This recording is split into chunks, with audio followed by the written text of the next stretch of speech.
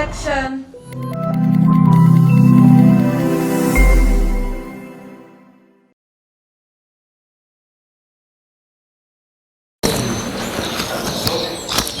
Bismillahirrahmanirrahim. Assalamualaikum warahmatullahi wabarakatuh. Bersama saya Sukmawati, Prodi Komunikasi dan Penyiaran Islam, Institut Agama Islam Muhammadiyah Sinjai. Sekarang kita bersama salah satu pengurus Masjid Najmul Ittihad. Kita akan berbincang dari Bapak Haji Muhammad Roslan SAG. Sebelumnya Pak, terima kasih atas kesempatan yang diberikan kepada kami. Langsung saja, ada berapa jumlah dai yang telah ditetapkan oleh pengurus Masjid Najmul Ittihad? Ya, terima kasih. Assalamualaikum warahmatullahi wabarakatuh. Jadi saya sebagai wakil ketua pengurus masjid Najmul Ittihad Kabupaten Sinjai, berdasarkan kesepakatan panitia khususnya dari seksi ibadah, telah disepakati jumlah dai yang ditetapkan untuk kita gunakan secara rutin di Masjid Agung ini adalah sebanyak 32 orang yang sudah berkualifikasi, memang sudah dai yang diterima di masyarakat. Dan juga kita sudah seleksi kompetensi yang telah dia miliki sebagai seorang dai, walaupun itu bukan seorang sarjana atau S1, S2, tetapi kompetensi dai yang dia miliki itu sudah ada pada dirinya. Ya. Lalu, bagaimana konsep dakwah yang diterapkan sebelum adanya pandemi di Kabupaten Sinjai, Pak? Ya. Jadi kita di Kabupaten Sinjai sebelum era new normal itu memang kita sama sekali tidak membuka peluang untuk dakwah tatap muka. Tetapi secara era normal kita sudah buka untuk dakwah dari waktu ke waktu. Kita sudah sampaikan seperti biasa, yaitu dakwah dalam antara pengajian maghrib dengan isya, itu kita sudah buka, dan khutbah Jumat, dan saat ini kita sudah memasuki bulan suci Ramadan, dan itu setiap tarawih dan subuh. Konsep yang kita sepakati untuk kita terapkan di dalam penyiaran dakwah ini adalah adanya 3 konsep sebagaimana yang tertera di dalam Al-Quran surah Nahl 135, di mana kita berharap bahwa dakwah itu sedapat mungkin untuk mengajak dengan secara bil hikmah. Jadi ud'u ila sabili rabbika bil hikmah, kemudian wal mau'izatil hasanah, dan yang ketiga adalah wajadilhum billati hiya ahsan. Itulah kita kombinasikan di dalam penerapan dan penyiaran dakwah di Masjid Agung yang kita cintai ini, karena Masjid Agung ini adalah boleh dikata masjid semi pemerintah. Oleh karena itu harus jadi contoh di dalam konsep penerapan dakwah dengan cara bil hikmah, dengan secara bijaksana, dan wajadilhum billati, kalau perlu memang ada tanya jawab konsep untuk apabila tidak ada sesuatu yang belum dipahami, jangan dibawa keluar sebelum jelas. Jadi harus konsep ini, 3 serangkai ini harus dipadukan di tempat mana harus kita lebih dominan untuk bil hikmah, kemudian mengajak kepada yang sekedar mengajak saja, dan ada yang memang mengandung untuk kita harus diskusi. Nah, itu yang kita perlu terapkan untuk bagaimana supaya masyarakat Kabupaten Sinjai ini betul-betul berada pada situasi yang memang orang kenal sebagai bumi kantitas kita, di mana salah satu cirinya dalam adalah ada unsur moderasi beragama, yaitu Islam wasatiyah, Islam di tengah-tengah, tidak keras sebelah kanan dan juga tidak keras sebelah kiri. Itu yang kita terapkan di Masjid Agung. Terus media apa saja yang digunakan dalam menyampaikan dakwah setelah adanya pandemi di Kabupaten Sinjai?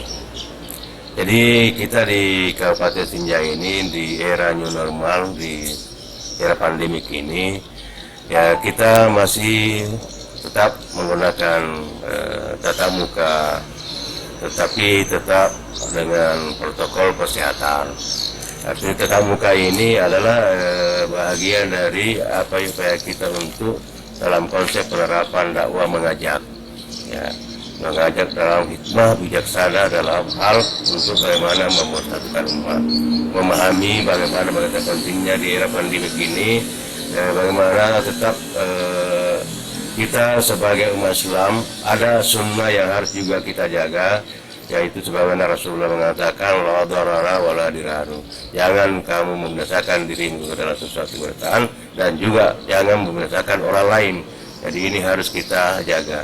Jadi hal-hal seperti itulah yang perlu kita, bagaimana medianya itu walaupun secara tatap muka belum 100% bahwa harus jaga jarak dalam hal ini, tetapi harus diyakinkan bahwa dalam hal media komunikasi itu harus ada jaga jarak aman. Kalau di masjid jaga jarak amannya itu kalau perlu ada sajadah yang lebar, itulah kalau kita tidak mampu untuk 1,5 meter, ya sajadah panjang lah. Yang penting intinya di sini jaga jarak aman dengan pakai masker.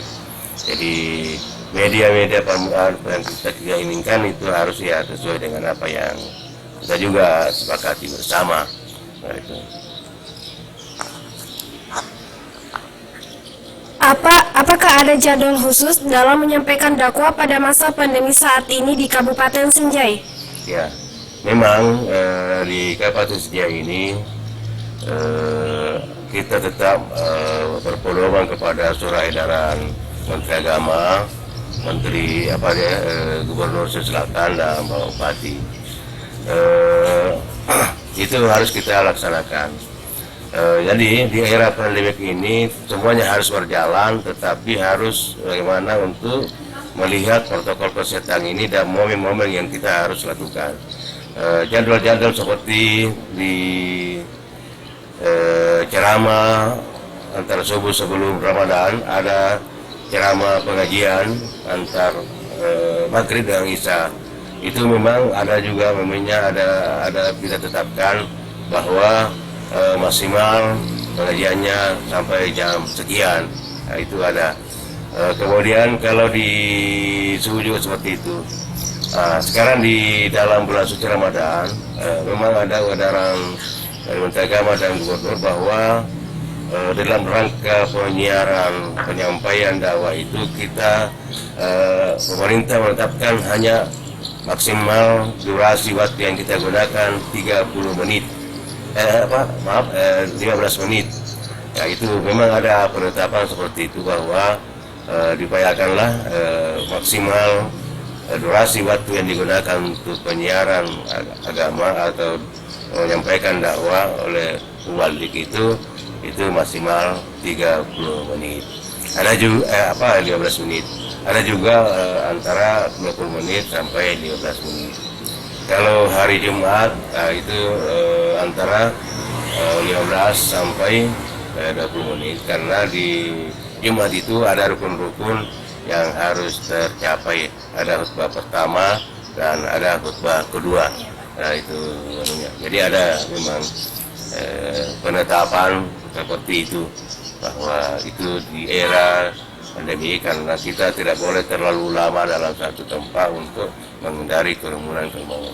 Nah, di era new normal ini kita terlibatkan, tapi bukan berarti kita sudah bebas, tetap waspada untuk bagaimana siar dakwah Islam jalan, tetapi juga tetap berpedoman pada bagaimana untuk pemutusan penularan virus corona yang sampai saat ini belum aman kita rasakan. Apa saja faktor penghambat dalam menyampaikan dakwah pada masa pandemi saat ini di Kabupaten Sinjai?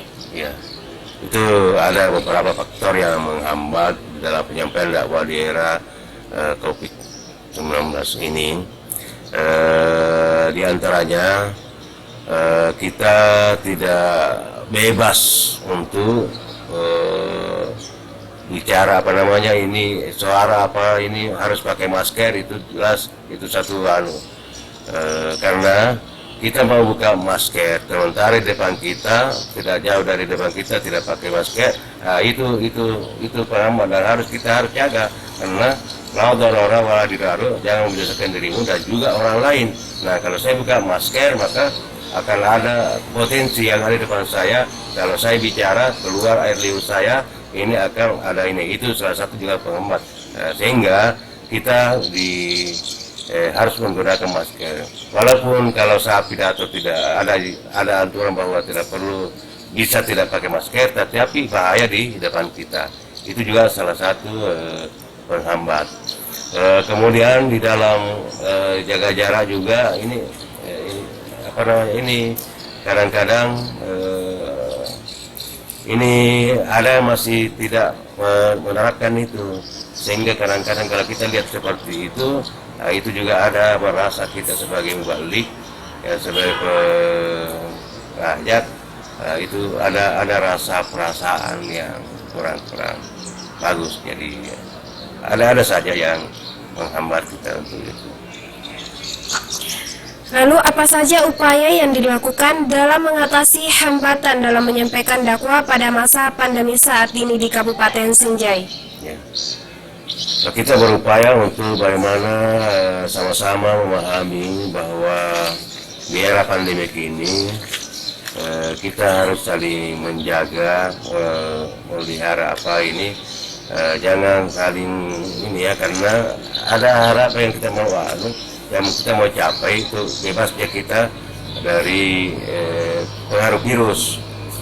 Oleh karena itu kita berupaya untuk betul-betul memahami bahwa begitu pentingnya itu menjaga 5M, yaitu memakai masker, rajin cuci tangan kalau kita mau masuk masjid, kemudian jaga jarak aman, menghindari kerumunannya. Yang menjadi masalah di sini di dalam masjid, di dalam kalau kita ini keluar dari masjid itu terjadi kerumunan, itu yang hambat juga. Jadi keluar masjid pasti akan terjadi kerumunan di situ yang dapat untuk kita mau pasal memang harus terjadi. Jadi di kita sekarang ini hambatannya jamaah belum 100% memahami untuk bagaimana supaya antri sekadar antrinya ini yang masih perlu kita tingkatkan. Dia belum masih bisa menciptakan kerumunan di pintu-pintu masjid ketika dia masuk atau pintu keluar masjid di saat selesai acara penyiaran dakwah itu. Ya, itu hambatannya. Jadi banyak kita memberikan penyadaran dan berikan petugas bagaimana untuk mengatur jaga jarak aman di jamaah. Jadi itu upaya kita. Alhamdulillah kita di Kabupaten Sinjai ini di Masjid Agung kita telah dibantu oleh pihak keamanan dari Pol PP, itu bagaimana supaya sama-sama untuk mengantisipasi ini, upaya-upaya kita untuk hal-hal yang kita tidak inginkan. Dari Satpol PP, dari kepolisian, kita sudah dibantu di sini untuk mengatasi hambatan-hambatan seperti itu. Ya.